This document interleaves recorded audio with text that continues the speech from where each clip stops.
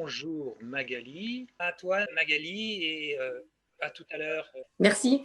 Merci Laetitia et merci Daniel de m'avoir invité aujourd'hui. Bonjour à tous. Je m'appelle Magali Netreval, je suis française et je suis bénévole à l'association luxembourgeoise Dyspraxie.lu. Donc aujourd'hui, je vous parle depuis le Luxembourg. Je suis aussi la maman d'un enfant dyspraxique né en 2008.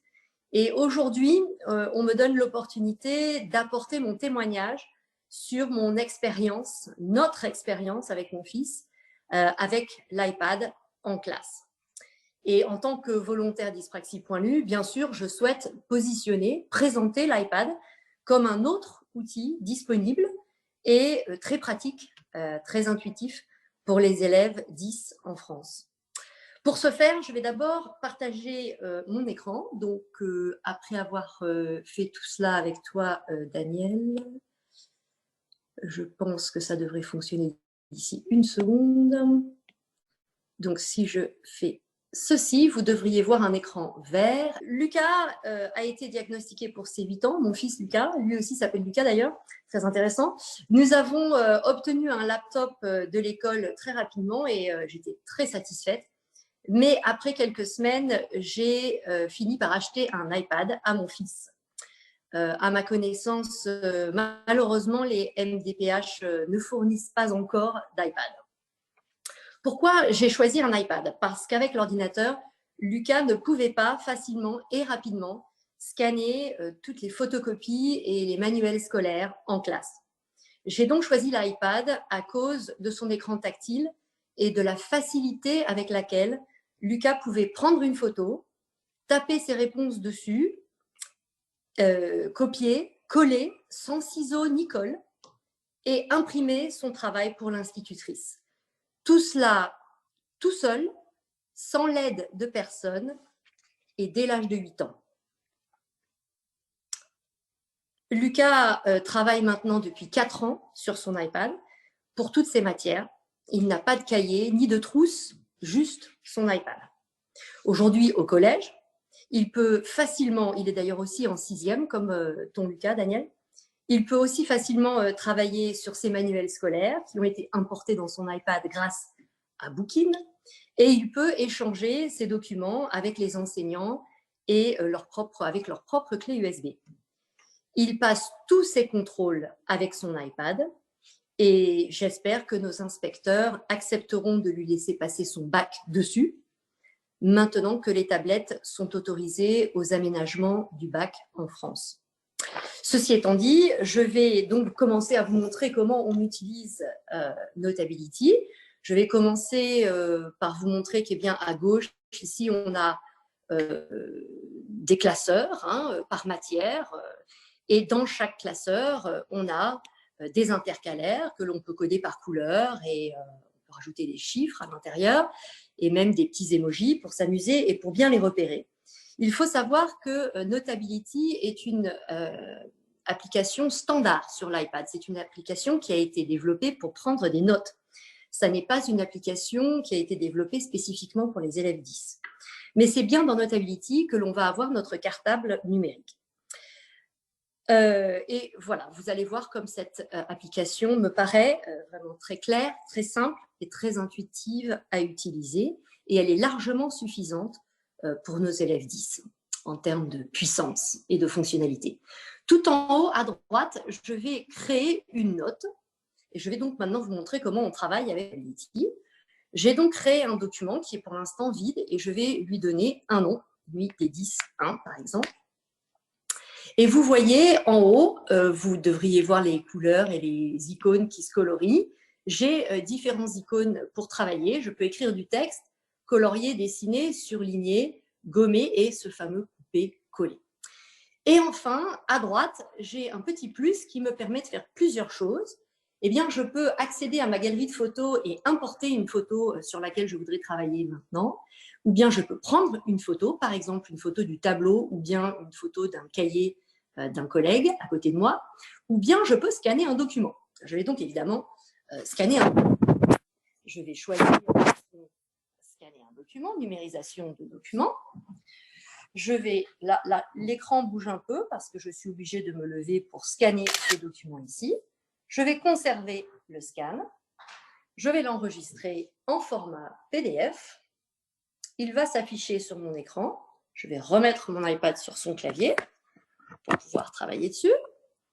Et là, immédiatement, je peux commencer à travailler.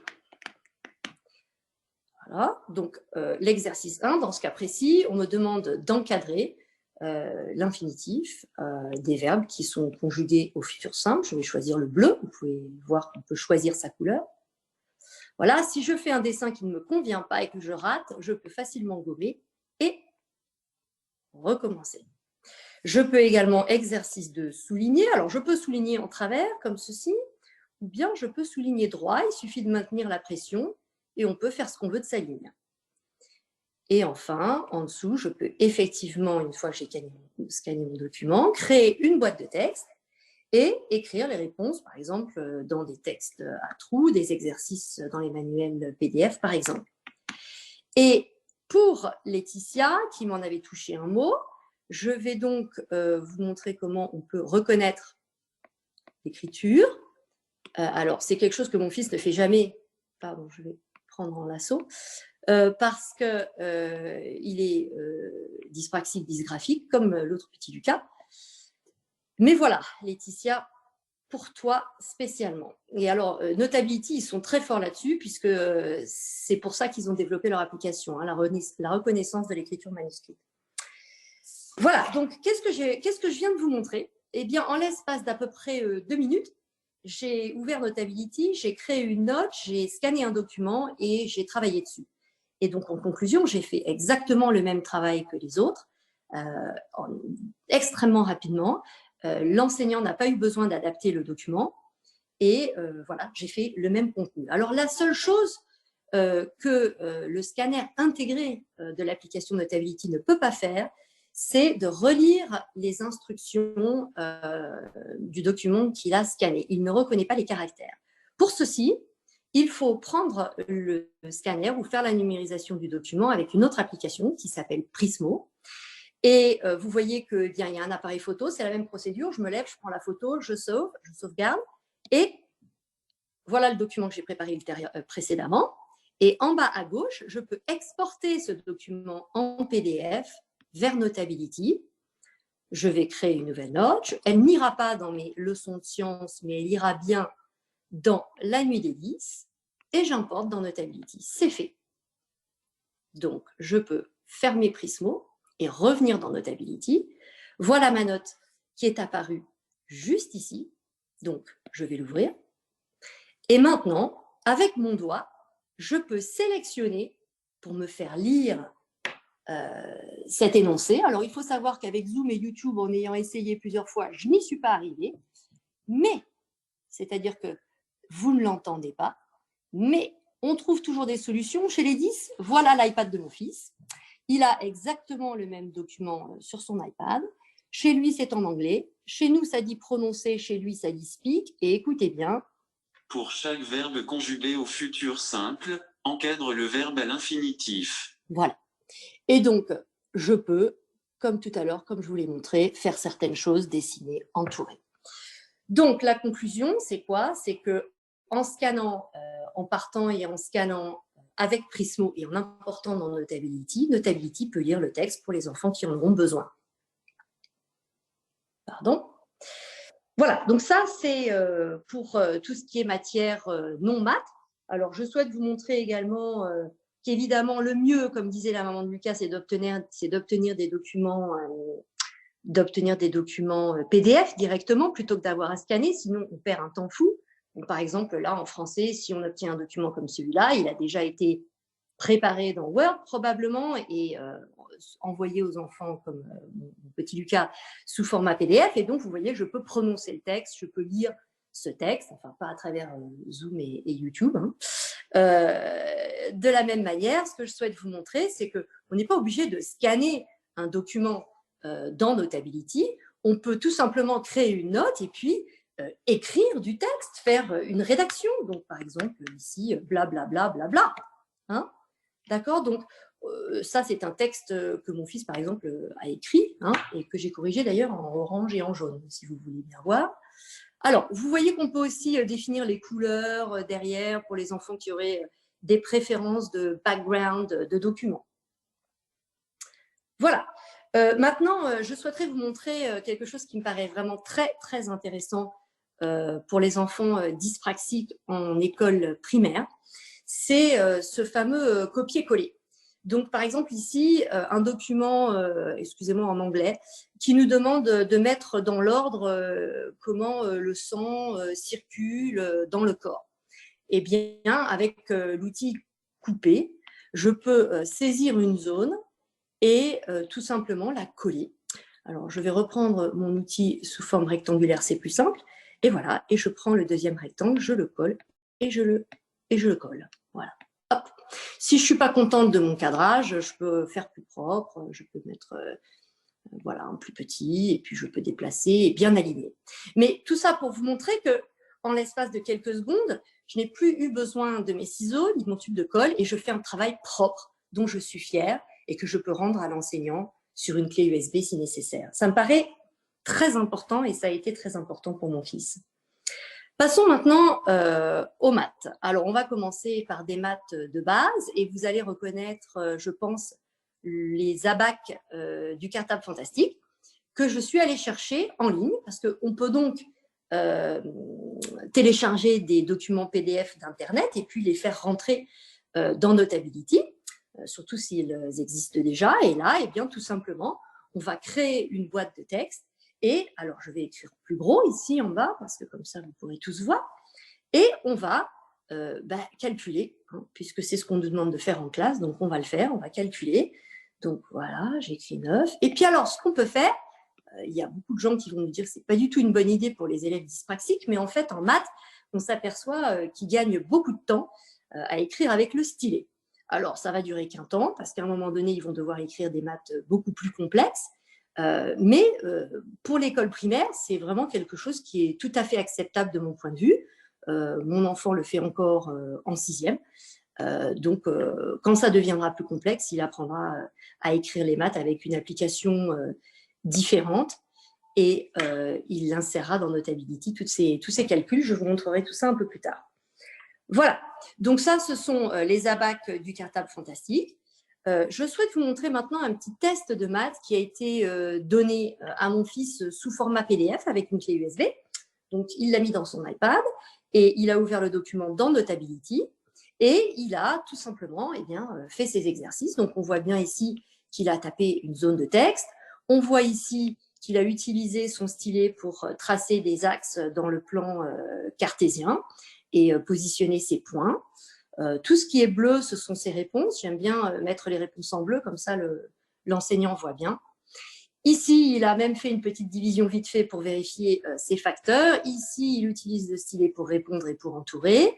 Il écrit ses exposants. Il écrit, comme je vous l'ai dit, son algèbre, pour l'instant très simple. Alors, cette fois-ci, pas avec le stylet, mais avec l'application en question dont je vous parlais, Xformula. Et tout revient dans Notability. Et à la fin, eh bien, il appuie sur la petite flèche et il va, en format PDF, enregistrer son test sur une clé USB, par exemple ici, test contrôle, et il appuie sur enregistrer. Et voilà, l'affaire est faite. Il peut donner son test au prof.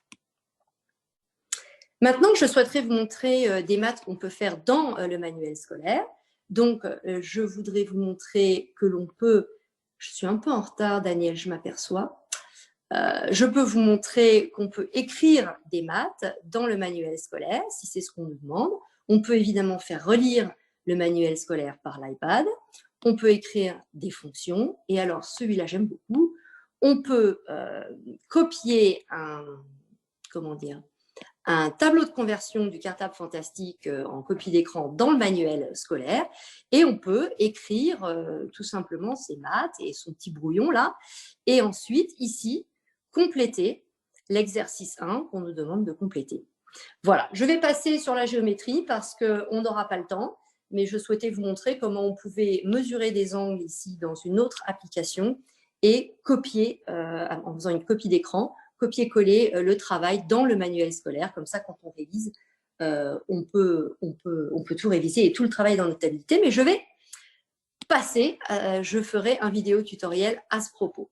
Je vais donc conclure, et la conclusion est la suivante. L'iPad, pour moi, est une autre solution très pratique, un outil très intuitif pour les élèves 10, qui peuvent l'apprendre ou apprendre à l'utiliser très rapidement et qui est déjà déployé comme aménagement pour les élèves à besoins spécifiques en Belgique, de la primaire jusqu'au bac.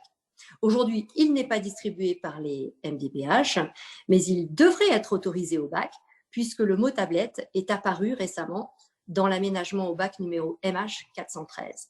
Voilà, donc pour plus d'informations, ou si vous voulez voir une vidéo d'un enfant qui manipule l'iPad, vous pouvez aller regarder notre chaîne YouTube, Dyspraxie Luxembourg, ou sur notre site web. Merci. Eh bien, merci à toi, Magali. Est-ce que tu peux interrompre ton partage d'écran de façon à Oui. donner la main? Voilà.